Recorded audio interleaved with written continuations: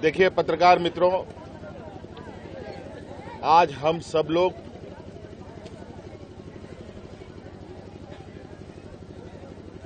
राज्य के मतलब झारखंड, छत्तीसगढ़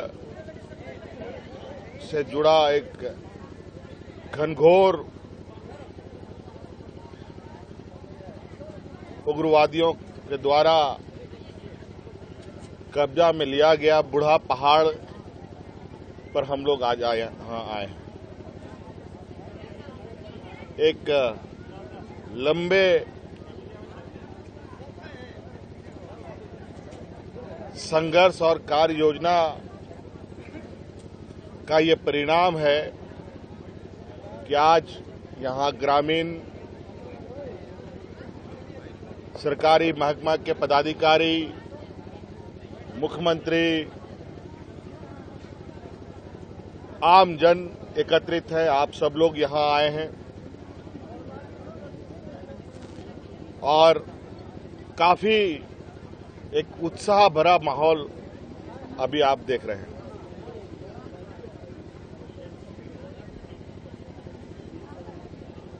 कभी ये खूबसूरत वादियां हुआ करती थी,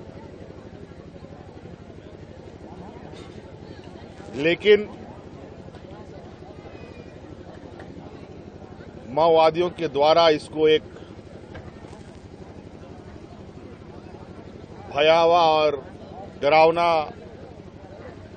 क्षेत्र बनाकर रखा हुआ था। आज इसको लेकर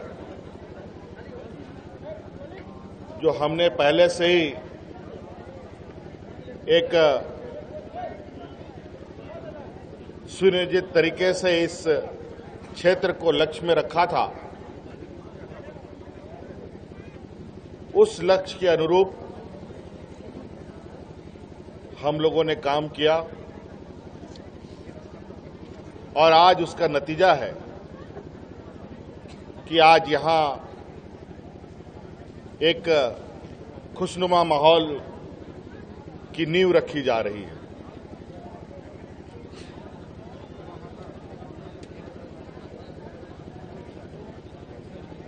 आप सबको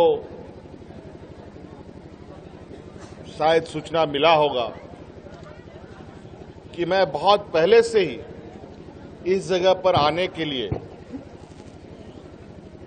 मैं लगातार कहीं कहीं मैंने अपनी बातें रखी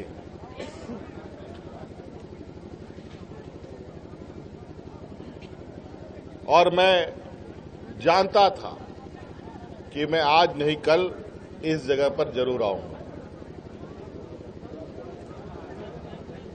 ये पहाड़, नदी, नाले, जंगल, गांव मेरे लिए कोई नया नहीं है। कुछ चीजें अगर बिल्कुल योजनाबद्ध तरीके से और निर्धारित समय के साथ काम किया जाए तो मुझे लगता है कोई काम असंभव नहीं हो सकता। आज आप देखिए, गांव के लोगों से पूछिए, और मैं चाहूंगा कि आने वाले 6 महीने के बाद, जो मैंने अभी आज मंच में कहा है, 6 महीने के बाद फिर आप आए और मैं चाहूंगा कि उस समय आप लोग अकेले भी आए। तो आज जिस परिकल्पना को हमने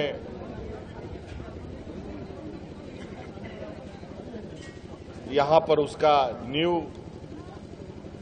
स्थापित किया है, उसका आप बदलता स्वरूप आपको देखने को मिलेगा।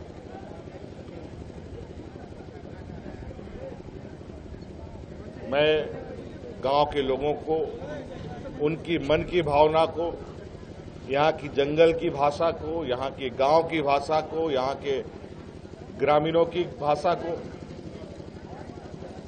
मैं बहुत अच्छे तरीके से समझ भी पाता हूं और उनके सोच के अनुरूप मैं उनके सहयोग में खड़ा होता हूं। आज मुझे बहुत खुशी है कि आज ग्रामीण इतने बड़े पैमाने पर आप देखिए पूरे जंगल में घर है, कहीं 2 घर, कहीं 1 घर, कहीं 4 घर, इस तरीके से सभी जगह से लोग पैदल चल चल के यहाँ आए। आज तो हम लोग हेलीकॉप्टर से आए, अब बहुत जल्द यहाँ पर अब हम लोग सड़क मार्ग से आए और इस खूबसूरत वादियों को फलने फूलने का एक नया आयाम खुलेगा। मुझे खुशी है कि आज ग्रामीणों ने बड़े पैमाने पर सरकार के साथ खड़े होने का, सरकार की योजनाओं के साथ जुड़ने का काम किया और लगातार इस जो आज की इस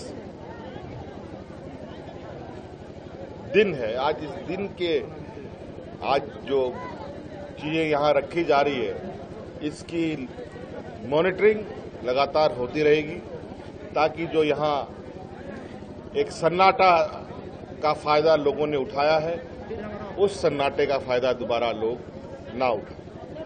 बिल्कुल अब सरकार, आप लोगों को बंदूक उठाने की आवश्यकता नहीं है। अब सरकार की योजनाएं उठा के लेके जाओ। डर भय से आप कितने दिन जिंदा रहेंगे, कितने दिन जिएंगे आप? मान सम्मान स्वाभिमान के साथ चलिए। योजनाएं आपके दरवाजे पर आकर रखी हैं, आप उसको उठाइए और अपने जिस लक्ष्य को पाने के लिए आपने बंदूक गोलियां उठाई है, वो लक्ष्य सरकार की योजनाओं से आप हासिल कर सकते हैं। उनके लिए तो बहुत सारे हम लोगों के जो सरेंडर पॉलिसीज है, उसमें बहुत उनको हम लोग आर्थिक रूप से मदद भी करते हैं। उनके लिए ओपन जेल भी हम लोगों के राज्य में है, जहां सपरिवार लोग रहते हैं, बच्चे के साथ रहते हैं। स्कूल की पढ़ाई सरकार के जिम्मे होती है। कई चीजें हैं।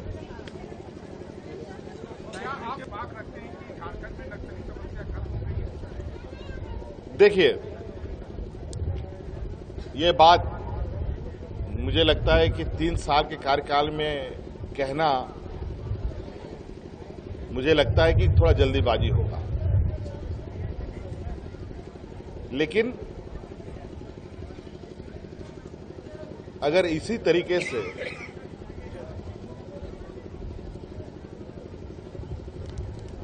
कार्य चलता रहा और ऐसे क्षेत्रों में, विशेषकर जो प्रभावित क्षेत्र हैं, वहां पर कई बार भारत सरकार ने अलग से आर्थिक रूप से राज्य सरकारों को मदद किया है। जैसे कुछ अलग से फंडिंग इन सब जिलों में हुआ है, वो सब बंद हुआ है।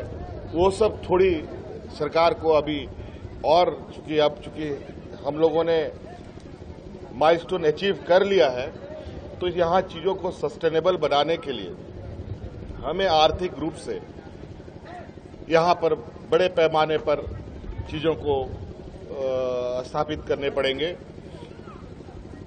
तो मुझे लगता है, जैसे अभी चूंकि जीएसटी वगैरह भी बंद हो गया, तो राज्य सरकार को आर्थिक नुकसान भी है और ऐसे चुनौती भरे राज्य हैं, तो इसके लिए हम चाहेंगे कि कम से कम ये जो प्रभावित जिले हैं, प्रभावित क्षेत्र है, उनके लिए अलग से फाइनेंशियल असिस्ट राज्य सरकार को, केंद्र सरकार को करनी चाहिए।